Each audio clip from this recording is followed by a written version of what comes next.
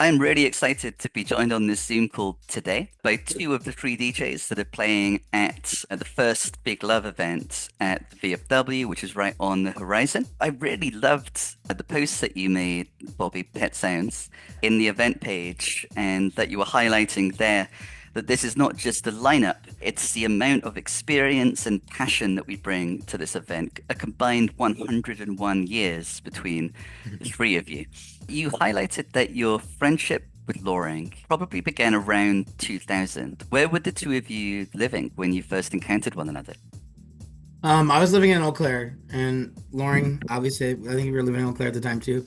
I remember running across Loring at the Metro. It was an old club there, and then also the Stones Throw, which is an iconic venue. I remember what really prompted me to talk to him was he was playing one of the records that I had, and being a smaller town and not really having a large amount of DJs, I thought it was really cool. I'm like, yeah, dude, like, what's up? I said, what's up? And I think I remember asking Loring to look through his records, and I think I remember he thought it was kind of a strange request, but I was just curious, you know what I mean? Like, just to see. And I remember going through, like, yeah, I got this one, like, just different promos. I think one of the I actually this is kind of coming back to me now. I think one of the promos, it was like Moody promos. I used to get records direct from IHR, International House Records, Bad Boy Bill's label, and Moody is a sub label of more like deep house stuff. And so sometimes if I'd get records that were like had a skip in them or they're warped or whatever, I could call up the warehouse and just ask them for another copy. And anytime there was an issue, they'd always send along promos, white label promos. So I thought that was really interesting that he had some of the same ones. And then before too long, you were throwing house parties together under the name One Love Productions.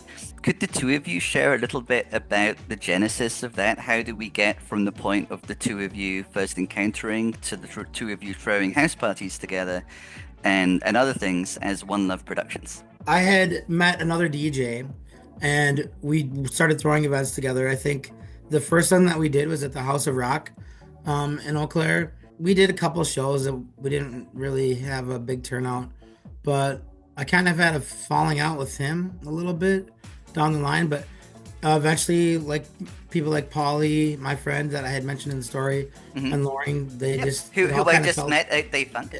it all just kind of fell together. L really came into the picture the day that I was DJing at my friend Polly's house. We had the windows open. We were upstairs, and I remember hearing L outside yelling. He's like, "I hear you guys up there playing house music," or something like that.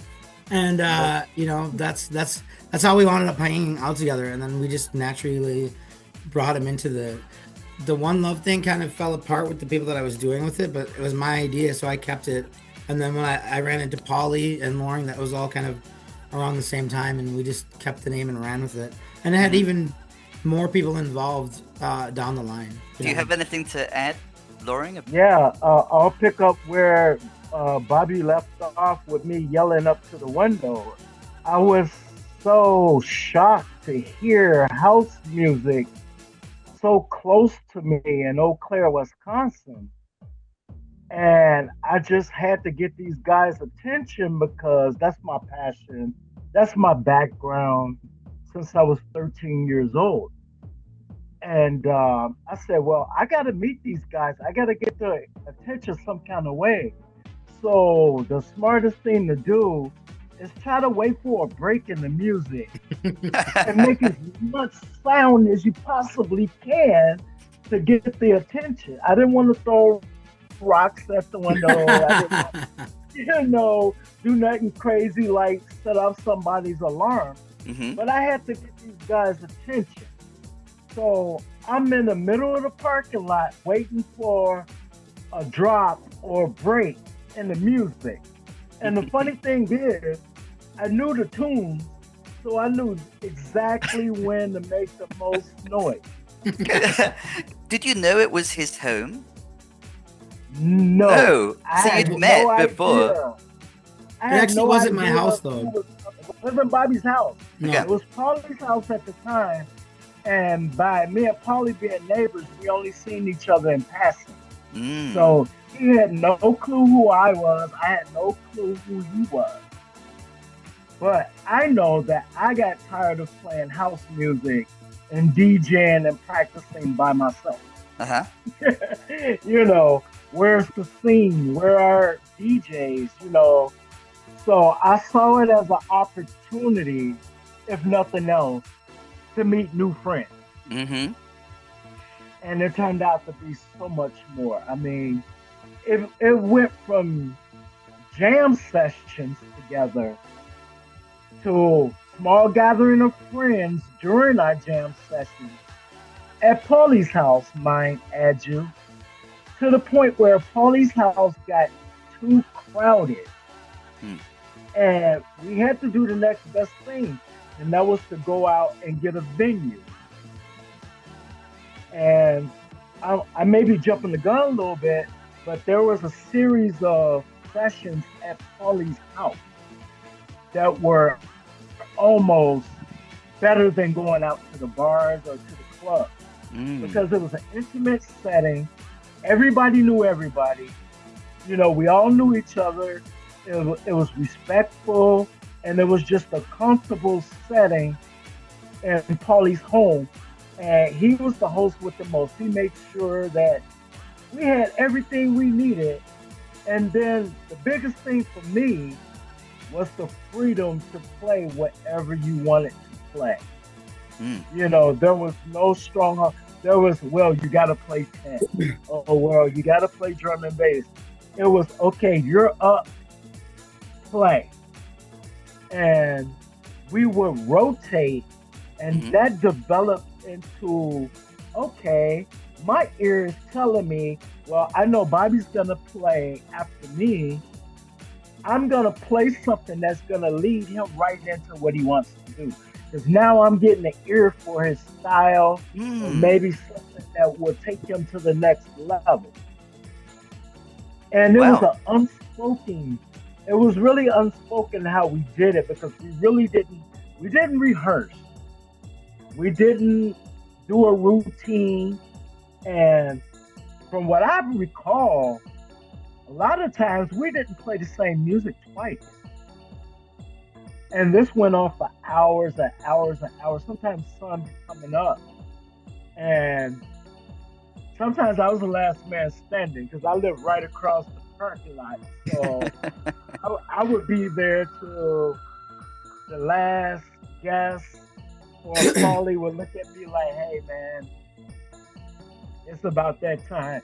I said, okay, well, and then me in my mind, I'd be like, okay, well, I gotta play some down tempo to kind of mellow it down like we were really at a club. Mm. Because in my mind, it's being curated the Yeah. whole time. And I was like, wow, this is a unique experience. Here you have started out three DJs, a house full of people. Everybody knew each other. If you didn't know somebody, they knew somebody that brought somebody that knew someone, I might add. And that's how it grew. And it grew and it grew from a friend telling a friend, this, that, and the other. And then I would like to point out too that the old saying when they say when you build something, the people will come. Mm-hmm. We had consistency Mm. in these get-togethers where we were doing them Friday and Saturday night almost religiously for almost 3 years. For Was almost that three was that years. was that before transitioning to any club? I don't. It's not Uh, necessarily. I don't think. Not It's necessarily. It's like when we couldn't get a venue, we compensated and Yeah. we could fall back on playing at Pauly's house. How did that inform what you did when you had a venue? Having the experience of the intimacy and the music being an intimate way of connecting with one another and a conversation with one another? How did that inform what you wound up doing when you did find venues? We finally got a venue, which I think Pauly and Bobby was responsible for that because my head was all around music all the time. I was just focused in on music. So I believe that curated from that. And to answer your question fully, We had a following that Mm. built Paulie's house. So naturally, to get a venue that would fit everyone, they simply gravitated to our event from Paulie's house. And I believe, to the best way I can remember it, is that how it really got started with One Love taking it, as you might want to say, quote unquote, on the road.